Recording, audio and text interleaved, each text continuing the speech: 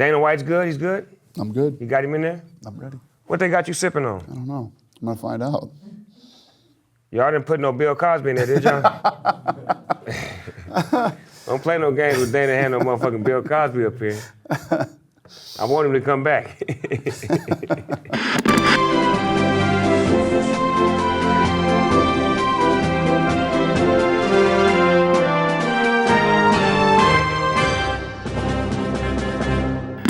Ladies and gentlemen, boys and girls, I'd like to welcome you inside the GGN News Network. I'm your host with the most, Finding Nemo, AKA Nemo Hoes. And today, I got a big guest on my show. I'm talking about the A-list, man. You know what I'm talking about? The one and only Dana UFC White. What's up, D. White? What's up, Snoop? How you doing, loved one? I am good. Hey, man, it's a pleasure to have you on my show, man. Honored. For the people that don't know, you are a part of the UFC. Yeah. So my partners and I bought the UFC 16, 17 years ago. Recently, we sold to WME-IMG, and they cut a deal to bring me back and for me to stay. So I stayed. Okay, so originally it was yours in the beginning, or you had Me and the Fertitta brothers. Oh, Frank Lorenzo. I love those guys. I love them too. I love those guys. Shout out to Bishop Gorman, Fertitta Field. No, but that was a great move when you guys partnered up to take UFC to another level, because I remember before you had your hands on it, when it was premature, when it really didn't have no weight class to it. It just was like, I would watch Royce Gracie fight guys 3 times bigger than him. Right. And he would beat their ass. Right. But it wasn't as organized and as structured as you guys have it now, so. Well, we felt this many people wanted to see a freak show. This many people want to see a real sport. So as we got into it, we started to realize that there were, these guys were different than boxers in many different ways. And we felt that if this sport and the athletes were marketed right, it could be big. Yeah, because basically you branded a whole new sport. Right. Because UFC was not big in America as much as it was overseas, like Brazil and certain parts of the world that mixed martial arts was big, but not as big. Once you guys branded and made it a sport and made it international, then you can have people from different countries participating and becoming champions, which made the sport bigger than football, bigger than basketball, bigger than baseball, because at any given time, you could put a pay-per-view up and have a whole country supporting this fighter and a whole country supporting this fighter, then you fight in a whole nother country. Right. No, it's global. And one of the things that's really interesting is if you look at, in 1993, when the first UFC came out, martial arts has evolved more since then than it has in the last 10,000 years. It used to be karate, we have the best style, kung fu, taekwondo. Now everybody realizes you have to train in everything and have a little piece of, all the disciplines to be a complete fighter. And the thing that makes this work is, when I used to say, 15 years ago, that this would be bigger than the NFL, bigger than this, bigger than that. Think about it, right? The most famous athletes, I'm a Patriots fan, right? And what Brady has done is unbelievable. He's huge, but there's parts of the world where people don't know who Tom Brady is and don't care, right? The most famous athletes to ever walk the face of the earth have been fighters since the beginning of time. Look at Mike Tyson. Everybody knows who Mike Tyson is. Yes, sir. Muhammad Ali. Everybody knows who Muhammad Ali is. Bruce Lee died in 1973. Everybody still knows who Bruce Lee is. Still. I got a mannequin of him when you walk in my building. He at the front door. Speaking of Bruce Lee, do you think he would have been a great UFC fighter? Well, I think Bruce Lee's time and place was, really I look at him as like I would call him the grandfather of mixed martial arts. He was a guy who tried to, first of all, teach everybody martial arts, wanted every culture to learn martial arts. And he was a guy who believed in mixing the arts up, that you needed to have all these different, he studied all these different arts, from boxing to kung fu to taekwondo. He studied everything. So I think he was the guy who had the vision for a UFC. And then obviously you got to look at the Gracies, who are like the fathers of the sport. What about the father? I never seen him fight. I only seen Royce get down. What was the father like? The father, the one that started the Grace, Horion and Royce and those guys, he was still doing jiu-jitsu in his 90s. Yeah, that guy. And he used to take on all comers down in Brazil. And then Like the boys, street fights. Yeah, oh yeah, street fights. And then the boys took it to the United States and blew it up and made it what it is today. I mean, if you look at the UFC, when I was saying that it's, martial arts have evolved more, since 1993, look at street fights these days on YouTube. Yeah. It looks like a mixed martial arts fight instead of a stand-up, sloppy fight. You see it's so organized. much. They got rings. Well, even when they fight in the streets, you see guys going for stuff that happens in the UFC. They watch. I mean, that's the number one. And then y'all got video games too. How did that catapult y'all awareness as well? The video game was huge. So, the hardest part for us, obviously, when we got involved in the UFC, the funny thing is if you look at American culture, right? American culture, the old John Wayne movies, right? John Wayne would hit a guy, right? And he wouldn't jump on top of him, and he would stand him back up, and then he'd hit him again. You weren't supposed to jump on a guy when he was down. You didn't hit a guy when he was down. So in the beginning, for us, it was, our culture was all about standing up and fighting, boxing, the old movies you saw and everything else. So to me, the hardest part was going to be, how do we educate people on the ground game? How do they know what they're doing? How do they know if they're going for an arm bar? How do they see it? And honestly, the video games were amazing for that, because kids started playing the video games. They became aware of the moves and how to set them up and how to do them. And it also helped market the fighters. But the other thing that was great, Joe Rogan is such a great commentator. He actually sets up what's happening before it actually happens. From Fear Factor. Joe, I know you're on Fear Factor, dog. Had people eating cockroaches and walking on hot coal and all kind of shit. Joe, you crazy. He do a great job too, he's man. Good. Like and he's a black belt in Brazilian Jiu-Jitsu too. He's just so dope. His energy though, I love his. You got to have an energy when you calling this shit, man, because it's energetic. It's a passion. He's passionate about the sport, and you can tell. You can tell he's not just a talking head being paid to talk about MMA. He's into it. He loves it. But I love the way you got your team structured. From Big John on down, like just the association of the people that you pick. You pick guys that become characters and become legends in their own right. What goes into that thought? Is it like? Yeah, what's funny is when Joe Rogan was on Fear Factor, I saw him do an interview with, remember the Ivory Keenan weigh-in show? He had his own talk show. So he was on that talk show and he was talking about martial arts, and he started talking about the UFC. And he was talking about how these UFC fights, like Ivory Keenan weigh-ins asked him like about these different, TV stars that do martial arts. He's like, the UFC fighters would whoop the shit out of these guys. It's not even close. And the way that he was talking about it, I was like, at this point, I need a guy like that who has some celebrity and who isn't afraid to speak his mind and is very educated about the sport. So I reached out to Rogan, and Rogan's like, oh, fuck yeah, I'm in. You want to hear something crazy? You know how much Rogan loved it? He did the first 12 shows for free. He didn't even get paid. He wanted to do it. And then obviously once we turned around, he gets paid now. Yeah, you're part of the team now. You're part of the brand. I mean, we look forward to hearing his voice when the fights come on. Joe's getting paid now. I mean, he got to be a part of this shit. He's like the Howard Cosell of football back in the days. Like, it's connected. I think he's the best. I think that Joe Rogan is the best.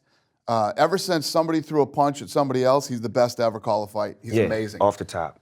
Shout out to Joe. Joe, you got to come on to GGN too, dog. Quit bullshitting. I'm going to contact your agent and see what's happening.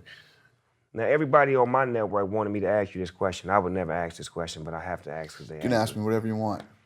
They want to know about the restrictions of marijuana in the UFC and what is the current policy. And because Nick Diaz was on the show. Yeah. And he was suspended for Nobody's broken the policy more than Nick Diaz. You motherfucking right. But why is that a policy when it has nothing to do with the fighters? I mean, I think in the steroid, y'all should be focused on that. Like, enhancement of the fighter. That's not enhancing the fighter. That's relaxation to an injury or to pain. Or, you understand what I'm saying? That's the problem. So, first of all, it's not the UFC. It's the athletic commissions. Which Regulations. It's the government, right? Gotcha. The governments are the ones that regulate that. We have the best drug testing policy in all of sports. And the problem with marijuana is, and marijuana is obviously becoming, more legal. Way more legal than when we were younger, right? It's a completely different ballgame these days. But the problem is it's still a painkiller. So you can't go into a fight having smoked marijuana within the last, I don't know, I think it's 24 hours. Your nanograms, when they test you, have to be at a certain level. And so what's that, to prevent the pain from setting in? Right. So they look at marijuana as a painkiller. I mean, you can't go into a fight with painkillers either, with a painkiller or For real? marijuana. So if I took an Advil before the fight, You can't do it. What the fuck? Yeah. You can't even take a sleeping pill before the fight. So we don't want no drugs, no nothing. Nothing. We want you to be water and vegetables. Yep. And You have to be 100%. They don't want any type of pill or drug that would put you in harm's way. Listen, you got a guy who's trying to. Have you ever taken a sleeping pill? Yeah. Yeah. Sometimes you take a sleeping pill and you're still fucked up the next day. Yeah, groggy and all that shit. Exactly. So you don't want to go in against a fresh guy that day. And they get hit and beat up. Okay, I got you. After you're still feeling the effects of a sleeping pill. But see, nobody explains that to the fan. Right. We only getting this much of the story, and everybody Right. like, man, why y'all being mean to Nick? Man, Nick is my motherfucker, man. Get him back in there. He the only mother. But they don't And here's understand. the thing. The other thing is this. You have to not smoke marijuana for 24 hours. That's it? Yeah, he fights 3 times a year. So you can't stay Nick, off Nick, marijuana Nick, come here, for goddammit. 24 hours for 3 days a year. Nick, come on, man. Nick, Skinny Bone Jones, I'm gonna put y'all on rehabilitation. I gotta sit down and chop it up with y'all. I can't believe this is the rules and you motherfuckers is violating. I'm putting a weed class together for y'all. We're gonna do this 3-step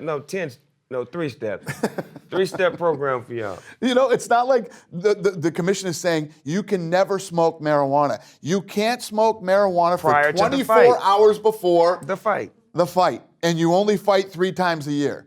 Damn. Come on. Damn. Come That's on. it. Damn. And Diaz fails the test every Nick. fucking time. Come on, Nick. Damn, Nick. It doesn't even make sense. It's crazy. Damn, Nick. It's hard to be your attorney now, Nick. I'm gonna have to get this case to somebody else. I'm going now. to tell you this right now, too, right? His nanogram level one time was so high, he had to smoke it on his way to the fucking octagon. It doesn't even, it's crazy. It doesn't even make sense. Nick, it's time. Oh, what? Right now? Yeah, they called you. They got your music on. Okay. Seriously. That's pretty much reality. What it all boils down to is Nick Diaz doesn't give a fuck. As he should. That's the Bay Area for you. Shout out to the Bay Area. Yee! No, but it's good that you were able to explain to the home viewer who really don't have no clarity or no understanding. It's a business and it's a job. So don't just think it's a sport, it's a business and it's a job, so it has to be regulated in a way to where it can run professionally in its And be protocol. safe. Yes, exactly, And be safe. for both fighters. Yeah, and sometimes in these situations, you have to save the fighter from himself. Thank you. Making mistakes and doing things where he could get hurt. Because at the end of the day, the great thing about the UFC is, in the over 20-year history of the UFC, even back in the crazy days, there's never been a death or serious injury. Because that's the key. Right? Boxing has many deaths. Cheerleading can't say that. Wow. Okay? Wow. Yeah. You Football can't say that. Right. So, obviously we're proud of that, and sometimes we have to protect these guys from themselves. We don't tell you can't smoke weed. You can smoke all the weed you want to. We're just saying before the motherfucking fight, Exactly. get it together. 24 hours before the fight, you can't. You can't smoke weed, and you can't use steroids. You can't use performance-enhancing drugs. I'm with that entirely. Like, you shouldn't be able to use steroids at all because that's enhancing what you're doing. No, man, this is a great sport. In the beginning, it was looked at as something that was totally violent and unnecessary, but now it's beautiful, man. There's so many kids that want to get involved in this. How do you feel about that? Yeah, I love it, man. Listen, there's a lot of people that, there's a lot of people in life that have never been in a fight, have never been in those types of situations, and have had, a very different upbringing than other people have. For some people, fighting is everything to them. It gets people away from drugs. It gets people away from crime. It gets people. I mean, if you look at Mike Tyson's story, saved his life. Yeah, he saved his life. There's a lot of people who end up fighting like that, and then there's just other people like Conor McGregor. Like, this dude was put on earth to do this. This is what he was put on earth to do. Some people are like that. Hi, my name is Stormy Frantz, and I will be doing the weather today for Havana, Cuba. Today looks like it's going to be a little wet. It's going to be long, hard, very pounding. It's probably going to keep you up tonight. So, just a heads up. Yeah, rain pounds when it's really hard.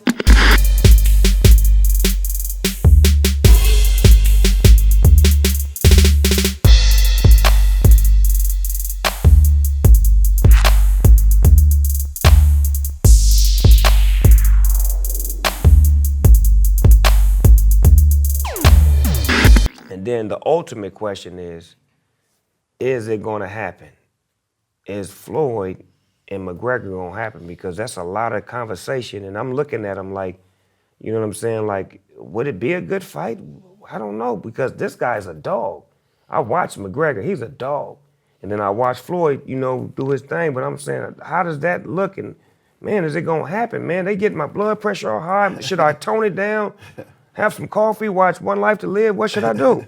Yeah, I obviously, there's a lot of money in this fight, and they both want it. You know, at the end of the day, does that fight make any sense whatsoever for my business? No, but I would never keep Conor McGregor or any fighter away from making that kind of money. But on the flip side, there's a lot of egos and a lot of people in the middle of this thing to make it happen. And for the people, you know, when you talk about it, everybody's like, well, if Conor goes in there and boxes him, he'd get killed. And if Floyd went in and fought MMA, he'd get killed. But when you really look at this fight, at the end of the day, it's a fight, right? And Floyd Mayweather's 40 years old, right? Conor McGregor's 27. You met Floyd, right? You know Floyd. Floyd's this big, okay? Conor's a big dude. Floyd has trouble with southpaws. Conor McGregor is southpaw. And Conor McGregor hits like a truck. When he hits you, you know it. So in no way, shape, or form am I saying Conor McGregor wins this fight. I don't know, but it's more interesting than people think it is, you know? When they think, boxing and this and that. I promise you, Conor McGregor will hit him. When they fight, he will get hit, and it'll be interesting to see what happens. So yeah, I'm down to do it. I love fighting, and I love doing crazy stuff like this. It's just, I just think it's so dope to your legacy because that's your fighter. That's your man. Imagine if Conor McGregor knocked Floyd Mayweather Then how out. do you look now? Holy How shit. does UFC look now? Right. Let me tell you what. The other problem is if this thing goes down, you know, Conor could make anywhere from, you know, 60 to 70 million. Oh, now he gonna come back and tell you, now I need to get that. Well, Okay, I know no, the flip what I side. think happens is, and Floyd's going to make 100 and whatever, however the thing plays out. I mean, how do you come back again and fight for 8, 9, 10 million bucks? You know? That's a once in a lifetime scenario. Right. Long as he understands that dynamic, and Which I think he does. He's a smart kid, but he might never fight again. Listen, Snoop, when you're in the fight business, you got to be hungry, man. You're right. You got to be hungry. It's hard to get up and get punched in the face every day when you got 75 million in the bank. Is Conor hungry for somebody in the UFC world as much as he is hungry for Floyd? Yeah, I think he's hungry for Floyd for the money, and Conor loves to prove people wrong. So I met with Conor McGregor 2 weeks ago. You sit down with this fucking kid, he'll make you believe that he's going to knock Floyd Mayweather out. It's one of the many things I love about this kid, you know? So you know this shit that went on with Tony Ferguson and Khabib, right? Conor texts me and Is said, they the same weight class? Yeah. Ooh. Yeah. So this shit that went down, you know what he said to me? He texts me, he says, I can't believe you're gonna fucking pay that bum Tony Ferguson $1. He goes, you shouldn't pay that guy a fucking dime. He goes, he was there, made weight, and you lined up a fight for him with fucking Khabib? No, Michael Johnson. After Khabib fell out and didn't make weight, you lined up a fight with him and Michael Johnson. He turned it down.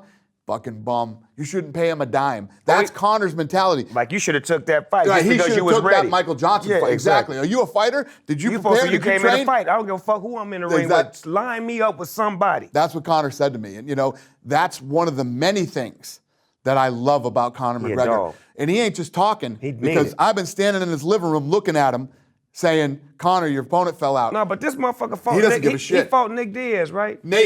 He fought Nate Diaz twice.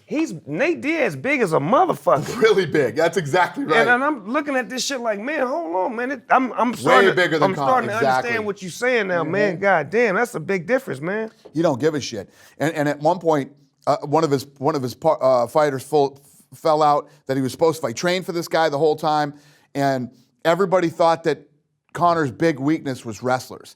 If you get in there with a wrestler, you're dead. He fought Chad Mendez on a week's notice. Could care less. Didn't even blink or flinch at the fight, you know? And everybody thinks that I kiss Conor's ass and everything else. Yeah, I definitely treat Conor different. I've never dealt with a fighter like this in my life. LeBron get treated different. Yeah, it's just Kobe got treated different. I mean, the difference with this kid is he literally will fight anybody, anywhere, anytime. But and he means it. You the man, right? So when you see that kind of spirit, It's your job to uplift that, because when you uplift that spirit, it's another Conor McGregor somewhere Right. that you're gonna find, and you're gonna be like, see, these are the type of dogs I'm looking for. You're right. Like that get girl at it. Cynthia. She's we a just dog. talked about, you know? I called you on the phone, you Yep. showed up, you kicked ass, now Yep. you're ready to keep it moving. 2 weeks notice, she showed up, walked into the big show on pay-per-view and performed like a fucking rock star, man. I love it. Because nobody paid to see her, but we left wanting to see more of her. Right? That's game right I there. agree. Man, that's how it's supposed to be though, right? I'm with you. I'm a new fan, baby. I need to get an autographed picture and when they put you on the video game. You understand me? Talk about it. We inside the Smoker Studio, aka everyday real nigga shit. So I'm gonna ask you some questions and you can answer to the best of your ability. Okay. What's the first thing you do or think of when you wake up? What's the first thing I do or think of when I wake up? The answer is a lot of shit. You know, from the minute I go to bed to the minute I wake up, I'm thinking about all the shit that I got coming at me tomorrow. Hot or cold? Hot. Tacos or burgers? Tacos. Ass or titties? Ooh, that's a good one. I like them both. Hey, that's a great answer. What's your favorite pair of shoes all time? Adidas. Favorite thing to cook? Favorite things to cook? Mac and cheese. How many times a day do you think about sex? I don't know, a lot. What's the worst job you've ever had? Paving roads. If you were stuck on an island for a year and could only listen to 3 albums, what would they be? Only 3 albums. Ooh, that's a good one. Only 3 albums. Listen, I know this is hilarious, but I'm such a huge fan. Thriller. That's a great album. I fucking love Thriller. Mean? Any album by the Beastie Boys. Yeah. License to Ill, take that one. And I'd probably take a Rage Against the Machine album. No, you gonna be over there on some. You ain't had no room to make love to none of those jungle girls that's over I'm there. by myself, man. Yeah, I'm by myself. Well, you maybe some jungle love. I'm gonna Come be on, angry. Maybe, maybe some jungle love. I'm bringing rage because I'm gonna be pissed off that I'm on this island by myself. If you could remake any movie and star in it, what would it be? One of my favorite all times is Raging Bull. You'd be De Niro? I don't know about that. I'd leave that to De Niro. He did a great job. I'll produce it. If you could have a superpower, what would it be? Read people's minds. It'd be that or invisible, you know? One Invisible? of those. Teleport. Teleport's good too. I hate flying. Teleport on the police when they pull me over. You, hands out of the car, back up. Well, where the fuck is he? He was just here. The police don't pull you over anymore. Nah, not no more. When they do, just be a gang of smoke come out that motherfucker. They be like, They're all cool with you about that though, huh? yeah, I'm together now, man. I got my understanding. Me and the police, we all right with each other now. We have a nice understanding. Can you believe that? I believe it. This is the part of the show called Finish the Sentence. I'm gonna start it till you finish it. I always wake up, In a good mood. if I could work with anybody dead or alive, I want to work with. Clint Eastwood. If I could see anybody perform dead or alive, I'd want to see. The Beastie Boys. I look for blank in a woman. I'm weird about teeth and how they dress. Thank you. If I wasn't a boss, I'd be If I wasn't a boss, I'd be an employee. My favorite position is Oh God. My favorite position is missionary. I'm boring as hell. missionary. See, I wasn't even I'd love thinking to give you something fucking exciting like. but I wasn't thinking about sex. I was thinking maybe like sports or business, maybe. A point guard, a CEO. Well, that goes back to the question: how many times a day do you think about sex? There you go. See? What a dirty mind you have, Dana. We got to get him some soap to wash his mind. Some Head and Shoulders. You hear me? My name is Dana White, and I'm My name is Dana White, and I'm a happy motherfucker, man. I really don't have anything to complain about. I love my life, and yeah, I'm a happy motherfucker. Hey, that answer was the first of its kind, and it fits you to a motherfucking T, man. Real talk, man. We want to thank you for coming to the show, Dana White. We appreciate all the love the UFC gives me and my team for many years. And Likewise, Snoop. we appreciate, the fact that you coming on my show and talking about things that a lot of sports networks would love to get information to, but they're not privy to get that information. I know My guy Stephen A. Smith has been dying to get you on his show, but seemed you didn't have time because you Hey, had time to get so here. I just heard before I came in here, Stephen A. Smith is smashing me today because of my criticism of Tyrone Woodley. Yeah. Well, on my So, show, if me you and- want to air it out, come on back, Dana White, and do your thing. Yeah, Man. me and Steven got to talk. Yeah, real talk. So what's the next big fight that's coming up? This summer, as far as massive, big fights, we're looking at the return of George St. Pierre versus What, Michael GSP? Bisping. He's back. What he look like? He ain't been in there in a minute. Oh, yeah. You need to watch the press conference with him and Michael Bisping. It's fucking great. You love ought to GSP. have fucking Michael Bisping on this show. He lives around here, too. He's You hilarious. can set it up for me? Yes, done. Yeah, make it Oh, happen. you and him would be fucking great together. Yeah, get him on. Yeah. You guys got to watch. Show Snoop the press conference with him and GSP. Mike shows up late. He'd been out partying all night, and then shows up and then just starts fucking. And GSP's going, "Are you drunk? Are you drunk right now?" It's a Motherfucker great. like, yeah, I'm drunk. I don't give a fuck about this fight. I'm gonna beat your ass. That's exactly what he said. You had a good time last night. I'm English. That's what we do. Now. It's Nah. great. You got to watch it. Love it. I'll get Bisping on the show for you. Fucking You guys love will be it, man. hilarious together. This is amazing right here. UFC, man. From UFC 1 to UFC 209. That was the last one we just did, right? Yes, sir. I've been there from A1 since day one. You know what I'm talking about? I know about him. Real talk. Thank you, Dana White. UFC, baby.